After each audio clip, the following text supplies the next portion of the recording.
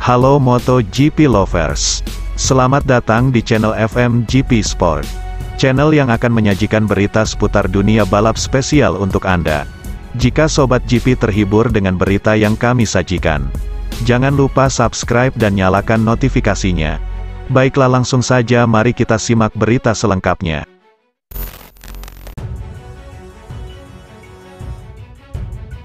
MotoGP 2022 menjadi salah satu musim terburuk bagi Honda, yang mana MotoGP Indonesia 2022 disinyalir menjadi awal kemunduran bagi pabrikan asal Jepang itu. Hingga paruh musim ini, seluruh pembalap yang dimiliki Honda saat ini gagal bersaing dengan para rivalnya di MotoGP 2022.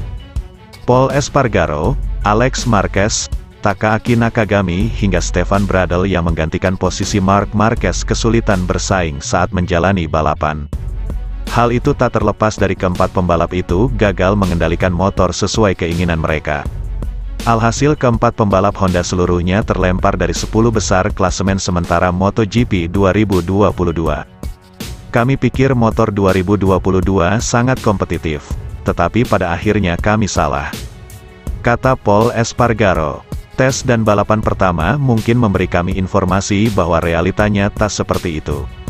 Karena itu kami salah menginterpretasikan situasi. Seperti yang diketahui, Honda sejatinya memulai musim MotoGP 2022 dengan menjanjikan. 2 gelaran pramusim hingga seri pertama di MotoGP Qatar 2022 mampu dilibas Honda dengan Pol Espargaro meraih podium ketiga. Sayangnya di seri kedua yang menggelar MotoGP Indonesia 2022 menjadi titik balik performa apik tim yang berlogo sayap itu.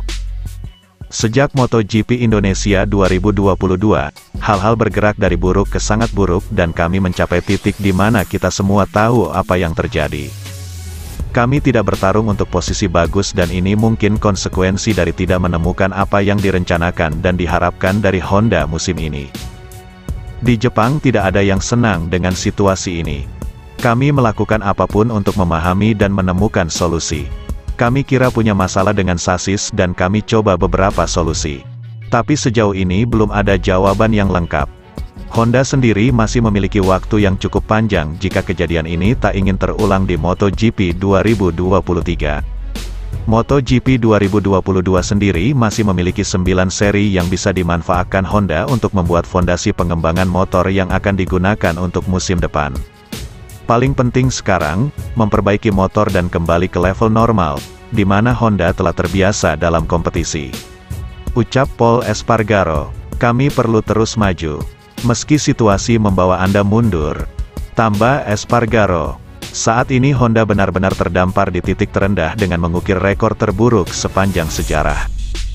Tim berlogo sayap tunggal itu berada di dasar klasemen konstruktor MotoGP 2022 dengan hanya raihan 85 poin. Hal ini tak terlepas dari hilangnya sosok pembalap yang menjadi pedoman yakni Marc Marquez, yang membuat Honda mengalami kesulitan dalam melakukan pengembangan terhadap RC213V.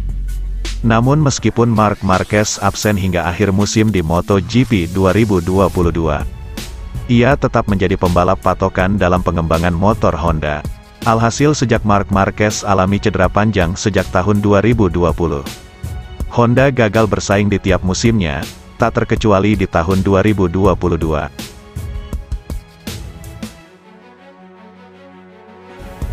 Sobat GP jangan kemana-mana, karena setelah ini masih ada berita menarik lainnya.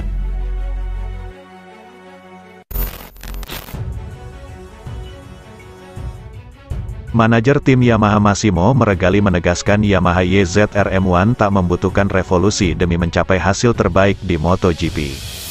Sejak tahun lalu, Yamaha mulai berperilaku seperti Honda, di mana hanya ada satu pembalap yang tampil cepat dengan motor, sementara yang lain kesulitan. Seperti diketahui, saat ini hanya Fabio Quartararo yang mampu memaksimalkan potensi YZR-M1. Sedangkan Franco Morbidelli dan Andrea Dovizioso yang menggunakan motor serupa tak mampu tampil cepat. Sementara Darin Binder juga kesulitan dalam menggunakan YZR-M1 Spec A yang berbasis motor tahun lalu. Beberapa orang mengatakan Yamaha harus melakukan perubahan untuk memastikan motornya dapat dikendarai oleh semua pembalapnya. Terutama untuk meningkatkan performanya. Mengingat YZR M1 jadi motor paling lambat di MotoGP dalam hal kecepatan. Tetapi Meregali menegaskan Yamaha akan tetap berpegang teguh pada filosofinya dan mempertahankan apa yang telah mereka kerjakan selama ini. Yamaha tidak akan memulai revolusi. Kami menunjukkan lagi tahun ini bahwa merupakan keuntungan besar untuk memulai setiap Grand Prix dengan banyak informasi dari masa lalu. Kata Meregali, tentu saja kami memiliki ruang untuk diperbaiki dalam hal kecepatan tertinggi. Sayangnya kami tidak dapat berbuat apa-apa selama musim ini. Kami ingin mencoba beberapa hal di Silverstone. Sayangnya saat ini hanya Fabio yang bisa mengeluarkan seluruh potensi motor. Kami melihat dari balapan satu ke balapan lainnya. Tujuan dan ekspektasi kami selalu sama, dan penting untuk tampil konsisten. Di atas semua itu, ini tentang menjadi yang pertama. Lebih lanjut, Fabio Quartararo menjadi pembalap yang paling konsisten sepanjang tahun ini berkat gaya balapnya di atas YZR M1 yang tak dapat diikuti pembalap Yamaha lainnya. Massimo Meregali mengakui tim mengikuti arahan dari pembalap terbaiknya dalam meningkatkan motor. Menurutnya itu terbukti dengan memimpin klasemen memasuki jeda musim panas. Kami melihat kembali paruh pertama musim dengan perasaan campur aduk. Ujarnya, di satu sisi kami sangat senang. Kami tidak memiliki awal musim seperti yang kami bayangkan. Tetapi kami tidak melepaskannya begitu saja. Kami mampu meningkatkan performa dan hasil. Tentu saja kami ingin memimpin klasemen selama libur musim panas. Kami telah mencapai tujuan ini dan itulah yang terpenting. Namun begitu, Massimo Meregali mengatakan tak segalanya berjalan sesuai rencana tahun ini dengan beberapa kesulitan yang dialami Fabio Quartararo. Balapan di Le Mans sangat sulit untuk Fabio. Kami memiliki ekspektasi yang sepenuhnya berbeda. Tapi pada akhirnya kami tidak bisa mewujudkan harapan kami. Ucapnya, performa kami di Qatar juga tak bagus, kami selalu cepat di sana. Itu merupakan balapan pertama musim ini. Kami ingin melakukan yang terbaik, tetapi itu tak berhasil. Dan itu menjadi salah satu titik terendah kami musim ini. Pungkas Meregali.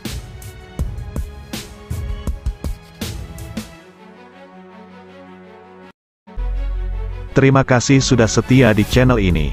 Nantikan ulasan-ulasan menarik lainnya dari channel FMGP. Jangan lupa tinggalkan subscribe-nya dan sampai jumpa.